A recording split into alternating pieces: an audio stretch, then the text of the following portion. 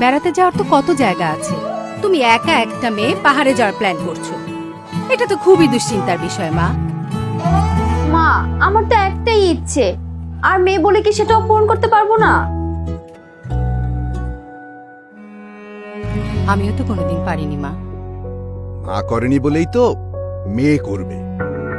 এই হচ্ছে ট্রেকিং এর সেফটি গিয়ার, আর এই হচ্ছে আমাদের টিকিট। এবার আমি যাব আমার মেয়েকে নিয়ে, ওর কাছে গল্প শুনে পরের বার তুমি যাবে। বাবা নাও তোমার গ্রিন টি।